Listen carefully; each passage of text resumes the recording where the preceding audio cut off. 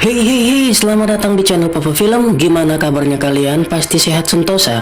Bagi yang kurang sehat, semoga sehat kembali ya. Papa kali ini akan membawakan film baru berjudul Kill Boksun yang dirilis pada tahun 2023.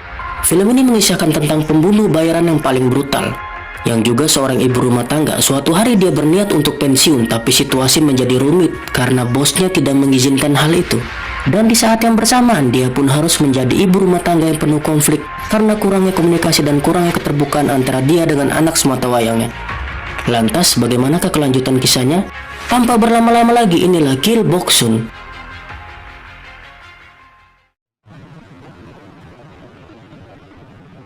Film dibuka dengan adegan yang sangat membagongkan, di mana Yakuza bernama Oda Shinichiro tiba-tiba terbangun di rel kereta api. Tidak hanya itu, dia juga hanya mengenakan celana dalam berwarna putih. Tak lama kemudian muncul seorang wanita parubaya, tapi dia bukanlah ibu-ibu biasa, melainkan seorang pembunuh bayaran yang paling brutal dan sangat dihormati di Korea. Namanya adalah Kill Boksun. Malam itu dia telah berhasil menculik Oda dan akan segera mengeksekusinya. Namun di sini Boksun tidak langsung membunuhnya. Dia justru mengajak Oda untuk ngobrol sambil hisap rokok. Kemudian Boksun mengatakan kalau dia ingin bertarung dengan Oda. Sementara itu, Boksun lebih memilih menggunakan kapak yang ia beli dari pasar maling. Setelah itu, Boksun langsung memberikan katana miliknya kepada Oda. Konon kabarnya, Oda adalah samurai yang paling ditakuti. Dan kini, keduanya pun siap bertarung. Pertarungan itu berlangsung dengan sengit, tapi Boksun sedikit kewalahan. Di sini Oda benar-benar menguasai katana itu. Yakuza itu kemudian mengatakan bahwa hanya ada 3 orang yang bisa bertahan dari serangannya. Dan salah satunya adalah Boksun. Namun karena waktu sudah sangat larut, Yakuza itu harus segera dihabisi. Oleh karena itu, dia ingin mengganti senjatanya dengan senjata yang lebih mematikan. Di sini Oda pun menunggu Boksun mengambil senjata barunya sambil memamerkan skill berpedang. Tapi tak lama kemudian, Boksun pun meminta maaf karena sudah mempercepat duel mereka. Karena ia harus belanja sayuran sebelum tokonya tutup. Setelah menghabisi Oda, dia langsung belanja dan pulang ke rumahnya. Di sini Boksun mencoba menjalani kehidupan seperti wanita pada umumnya, yaitu menjadi ibu rumah tangga yang sabar dan penyayang untuk anaknya. Ketika Boksun sedang mengambil baju anaknya yang kotor, dia melihat ada sebungkus rokok. Sontak, benda itu langsung mengingatkannya ke masa lalu di saat dia masih remaja. Kala itu Boksun juga ketahuan merokok oleh ayahnya yang merupakan seorang polisi. Karena hal itu, Boksun dipukuli hingga babak belur dan disuruh menelan sebatang rokok. Beberapa saat kemudian, putrinya yang bernama Jeong pulang ke rumah. Boksun pun langsung menanyakan soal rokok dan mengajaknya untuk menghisap rokok bareng. Namun, Boksun justru dibilang sok keren oleh Jaeong. Di sini sudah jelas kalau hubungan keduanya kurang harmonis. Singkat cerita, keesokan harinya, Boksun menghadiri pertemuan wali murid dan semuanya adalah orang kaya. Karena Jaeong bersekolah di sekolah paling elit. Alhasil, masing-masing orang tua memamerkan kekayaan dan keberhasilan mereka. Di sisi lain, Boksun terlihat sangat canggung, karena tidak mungkin dia menyombongkan skill membunuhnya. Di saat yang bersamaan, berita kematian Oda sudah muncul di berita nasional. Dan kabar itu juga sudah terdengar oleh bos Boksun yang bernama Cha Min-kyu, biasa dipanggil Ketua Min. Dia adalah pembunuh berdarah dingin yang sangat brutal. Di samping Ketua Min, terlihat ada adiknya yang bernama Min-hye. Min-hye menganggap berita itu adalah kabar buruk dan mengatakan kalau Boksun terlalu ceroboh. Seharusnya kematian Oda tidak tersebar. Tapi Ketua Min berpikir lain. Dia justru memuji Boksun. Kemudian adegan berpindah ke sebuah warkop yang juga dikelola oleh mantan pembunuh bayaran. Di warkop itu, Boksun mentraktir sesama pembunuh dari berbagai perusahaan. Diketahui bahwa ada banyak perusahaan pembunuh bayaran di Korea, di mana MK Group adalah yang paling besar, dan semua itu adalah berkat dari kerja kerasnya Ketua Min dan Boksun. Selain menjadi yang paling besar, MK Group juga telah mengendalikan bisnis pembunuh bayaran di seluruh Korea, layaknya The High Table di film John Wick. Hal itu pun membuat perusahaan pembunuh bayaran yang masih kecil harus bekerja sama dengan MK Group dan harus tunduk dengan peraturan yang dibuat oleh MK Group. Peraturan itu adalah, pertama, dilarang membunuh bocil. Kedua, hanya membunuh orang yang diizinkan oleh perusahaan. Dan yang ketiga, tidak boleh menolak job dari perusahaan. Namun, aturan tersebut justru menyulitkan perusahaan yang masih kecil. Haesung, teman seprofesi dari Boksun, mengatakan kalau aturan itu hanyalah akal bulus Ketua Min agar bisa memenuhi bisnis pembunuh bayaran di Korea. Mendengar itu, Boksun sedikit jengkel kepada Haesung. Dia pun memutuskan untuk pulang. Tapi saat menuju ke parkiran mobil, ada segerombolan jomblo pecinta sabun batang yang mengganggunya. Boksun pun berusaha untuk menahan diri agar tidak melumpuhkan mereka. Untungnya Haesung datang tepat waktu dan langsung mengusir para kaum pecinta sabun batang. Sepulangnya dari warkop, kedua pembunuh itu pun langsung bercocok tanam. Setelah bercocok tanam, Boksun memberikan cek kepada Haesung, di mana Boksun sebenarnya ingin meringankan biaya operasi ayah Haesung. Keesokan harinya, Boksun kembali menjalankan rutinitas sebagai ibu rumah tangga dengan mengantarkan Jaeyoung ke sekolah. Setelah itu dia langsung menuju ke gedung MK Group untuk menerima misi baru. Tapi sebelum itu, Boksun diajak oleh Min-hee untuk menonton pertarungan. Diketahui bahwa MK Group memiliki puluhan calon pembunuh baru, dan secara mengejutkan, yang paling kuat di antara para calon pembunuh itu adalah seorang gadis. Min-hee pun memperkenalkan gadis itu. Namanya adalah Kim Yong-ji dan dia sangat mengagumi Boksun. Karena gadis itu adalah yang terkuat, Boksun pun ingin melihatnya bertarung sekali lagi. Akan tetapi, tidak ada yang bersedia untuk sparring dengan Yong-ji. Min-hee yang sedari awal kurang menyukai Boksun, dia mengatakan kalau Yong-ji lebih kuat dibandingkan dengan Boksun saat masih remaja. Dan karena merasa diremehkan, Boksun pun menerima tantangan tersebut. Dalam pertarungan itu, Yong-ji menggunakan pisau plastik sebagai senjata. Sedangkan Boksun hanya menggunakan sebuah spidol, nggak pakai snowman. Dan Boksun pun menang dengan mudah. Setelah berduel dengan Yong-ji, dia langsung menemui Ketua Min. Di sini Boksun harus memilih antara misi pembunuhan di Rusia atau di dalam negeri. Tanpa pikir panjang, Boksun langsung memilih misi di dalam negeri. Selain karena sudah emak-emak, dia juga tidak mau meninggalkan anaknya. Alhasil misi luar negeri pun akan dikerjakan langsung oleh Ketua Min. Mereka kemudian pergi ke warkop untuk makan Indomie beserta gorengan. Sambil makan, Boksun curhat tentang sulitnya menjadi orang tua. Dia mengatakan kalau membunuh orang lebih mudah daripada membesarkan anak.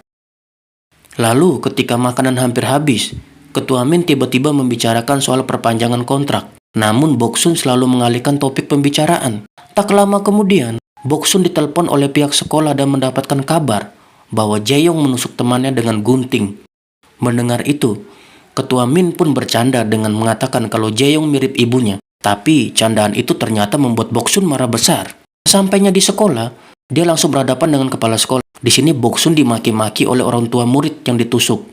Dan Jaeyoung akhirnya diskor selama 1 minggu. Selama itu, pihak sekolah juga akan mencari tahu tentang motif Jaeyoung. Jika anak itu menolak untuk jujur, maka sekolah akan mengeluarkannya. Setelah itu Boksun pun memarahi Jaeyoung. Dia tidak habis pikir dengan kelakuan anaknya itu. Walaupun hidup sebagai seorang pembunuh, Boksun tidak ingin anaknya brutal sepertinya. Namun Jaeyoung justru mengaku kalau dia memang berniat untuk membunuh temannya itu. Mendengar hal itu, Boksun langsung kehabisan kata-kata. Malam harinya dia pun menemui Haesung untuk curhat. Pria itu mendengarkan cerita sambil mengurus mayat yang baru saja dia bunuh. Di tempat lain, MK Group sedang mengadakan rapat dengan para ketua dari perusahaan kecil di bawahnya. Mereka mendapat laporan bahwa ada pembunuh yang melanggar aturan, yaitu membunuh tanpa izin. Kemudian salah satu ketua perusahaan angkat bicara. Dia adalah Sersan Shin. Dia bertanya kepada Ketua Min, apa hukumnya kalau sering ke warung kopi Pangku punyanya Mbak Mira? Cuak! Dan kontol. Kenapa? Bukan. Dia bertanya bagaimana kalau yang melanggar adalah anggota MK. Ketua Min pun menjawab kalau dia yang akan bertanggung jawab. Keesokan harinya, Boksun mulai menjalankan misi dari MK Group. Namun kali ini dia tidak sendirian. Min-hee mengutus Yong-ji untuk menemani Boksun sekaligus belajar darinya. Misi kali ini adalah membunuh seorang pemuda. Tapi dia harus dibuat seolah-olah mati atas keinginan sendiri. Atau biasa disebut dengan bunuh diri. Dan Min-hee bahkan membuatkannya surat wasiat. Setelah semua persiapan selesai, dan sesampai di rumah target, Boksun dan Yong-ji langsung mematikan listrik dan menyemprotkan obat bius agar target pingsan. Namun sebelum dieksekusi, tiba-tiba Boksun memutuskan untuk membaca surat wasiat yang ditulis oleh Min-hee. Ternyata target mereka itu adalah anak pejabat korup dan pembunuhan itu akan meringankan hukuman si koruptor. Di sisi lain, Ketua Min baru saja sampai di Rusia. Ia langsung menunggu targetnya di sebuah kedai jamu pasak bumi. Kali ini misinya adalah membunuh mafia Rusia. Namun tak lama kemudian Ketua Min mendapatkan telepon dari Boksun. Dia dikejutkan dengan kabar bahwa pembunuh andalannya itu gagal menjalankan misi. Ketua Min pun langsung tahu kalau Boksun berbohong kepadanya. Tapi dia belum sempat marah. karena dia masih menunggu mafia incarannya. Tak lama kemudian, target pun datang. Terjadi baku tembak yang cukup sengit antara Ketua Min dan mafia Rusia itu. Dalam baku tembak tersebut, Ketua Min sambil teleponan dengan Boksun. Ia pun bersembunyi sejenak sambil mendengarkan pembicaraan wanita itu. Boksun berjanji kalau dia akan memperpanjang kontraknya, tapi dengan satu syarat, yaitu MK Group tidak boleh menyuruh orang lain untuk membunuh anak koruptor tersebut. Sebelum menyetujuinya, tiba-tiba Ketua Min mendapatkan serangan dari targetnya. Dia pun memutuskan untuk segera menghabisi mereka secara brutal. Dan setelah membantai mafia Rusia itu, Ketua Min langsung bertanya kepada Yongji, dan gadis itu pun berbohong. Dia mengatakan kalau Boksun memang gagal dalam misi tersebut. Kemudian adegan pun berpindah ke puluhan tahun yang lalu, ketika Ketua Min bertemu dengan Boksun untuk pertama kalinya. Kala itu Ketua Min sedang menjalankan misi untuk membunuh seorang polisi, yang ternyata adalah ayah Boksun. Namun, anehnya, gadis itu tidak terlihat khawatir, malahan dia sendiri yang akhirnya mengeksekusi sang ayah. Kembali ke masa kini, di mana diperlihatkan Min Hee yang sedang marah dengan keputusan Ketua Min, yang selalu membela Boksun. Tak lama kemudian, Min Hee membaca laporan tentang pembunuh yang melanggar aturan pada rapat tempo hari, dan ternyata pelakunya adalah Hae Sung. Di sini Min Hee mendapat ide untuk membunuh Boksun. Ia pun langsung menemui Hae Sung untuk membicarakan hal tersebut. Di sisi lain, Jae-yong akhirnya berkata jujur kepada ibunya. Dia mengatakan kalau dia tidak berniat membunuh temannya. Jae-yong hanya berusaha membela diri. Kala itu teman prianya memiliki foto terlarang. Foto itu memperlihatkan Jae-yong sedang bermesraan dengan seseorang yang bernama Sora, yang ternyata juga perempuan. Teman prianya berjanji akan menghapus foto itu asalkan Jae-yong mau menjadi kekasihnya. Namun Jae-yong menolak mentah-mentah ajakan tersebut. Mendengar itu, teman prianya pun mengancam akan menyebarkan fotonya. Di sini Jae-yong sangat marah dan lepas kendali. Setelah menceritakan itu, Jae-yong pun mengaku kalau dia memang penyuka sesama jenis. Boksun sangat terkejut, namun dia tidak melarang Jae-yong untuk berhubungan dengan siapapun. Dia hanya kesal karena baru diberitahu tentang hal itu. Tak lama kemudian, tiba-tiba Yongji datang. Boksun pun langsung menyuruh pergi. Ternyata tujuan Yongji ke rumah Boksun adalah untuk memberitahu bahwa Min Hee telah memecatnya. Dia dianggap berperan dalam kegagalan misi sebelumnya. Dan untuk menghibur Yongji, Boksun langsung mengajak Yongji pergi ke warkop langganannya. Tak lama setelah itu, para pembunuh bayaran yang lain pun datang. Mereka akan makan siang di situ, sambil merayakan kenaikan pangkat Hae Sung. Mendengar itu, Boksun pun terkejut. Dan ternyata itu adalah bagian dari rencananya Min Hee. Min Hee melanggar syarat dari Boksun dan menyuruh Hae Sung untuk membunuh anak si koruptor. Sebagai imbalan, nama Hae Sung akan dicoret dari daftar pelanggar aturan. Namun, hal itu membuat Ketua Min marah besar. Di sisi lain, Boksun juga marah kepada Hae Sung karena telah menuruti kemauan Min Hee. Namun Hae Sung tidak punya pilihan lain, sebab jika dia masih ada di daftar pelanggar aturan, dia akan dieksekusi, sementara dia masih butuh uang untuk pengobatan ayahnya. Beberapa saat kemudian, Min Hee menelpon Hae Sung dan ingin berbicara dengan para pembunuh lain yang ada di warkop tersebut. Ternyata, Min Hee ingin membuat sayembara dengan hadiah yang menggiurkan, yaitu bagi siapapun yang berhasil membunuh Boksun, maka dia akan menjadi pembunuh elit di MK Group. Mendengar itu, semua orang menjadi tergiur. Mereka pun memutuskan untuk mengkhianati Boksun. Para pembunuh itu langsung mengeroyoknya demi sebuah kedudukan. Meskipun dengan tangan kosong, Boksun tetap bisa membuat mereka kewalahan. Tapi tak lama kemudian, Yongji ikut bergabung. Tapi dia berpihak kepada Boksun. Para pembunuh itu pun mati satu persatu, dan kini hanya tersisa Hae Sung seorang diri. Di sini dia mengaku terpaksa melakukan perintah Min Hee karena telah melanggar peraturan. Di sisi lain, Hae Sung masih butuh pekerjaan agar bisa merawat ayahnya. Sebelum mati, Hae Sung pun meminta Boksun untuk mengurus ayahnya dan Hae Sung pun tewas. Agar tidak menimbulkan keributan, Boksun menelpon jasa pembersih mayat seperti di film John Wick. Setelah itu, Boksun langsung bergegas untuk pulang karena Jae-yong membutuhkannya. Namun saat dia sedang menuju mobil, tiba-tiba Ketua Min datang tanpa basa-basi. Ketua Min langsung mencekik leher Boksun. Di sini Boksun terlihat tak berdaya. Untungnya Yongji berhasil memujuk Ketua Min dan menjelaskan kalau itu semua terjadi karena Min Hee mengadakan sayembara bagi yang bisa membunuh Boksun akan direkrut menjadi pembunuh MK Group dan langsung naik ke level A. Di sini Ketua Min sangat marah dan kecewa karena pembunuh andalannya telah melanggar aturan. Belum lagi, Boksun juga membantai pembunuh dari perusahaan lain. Dan jika ketahuan, maka Boksun akan berada dalam bahaya. Karena masih peduli, Ketua Min berjanji akan melindungi Boksun asalkan dia mau memperpanjang kontraknya. Boksun pun terpaksa melakukannya, tapi dia meminta agar Ketua Min tidak memecat Yongji karena bocah itu tidak bersalah. Dan setelah Boksun pergi, Ketua Min justru langsung membunuh Yongji. Hal itu dia lakukan untuk mempertahankan reputasi MK Group. Keesokan harinya, para ketua perusahaan berkumpul lagi.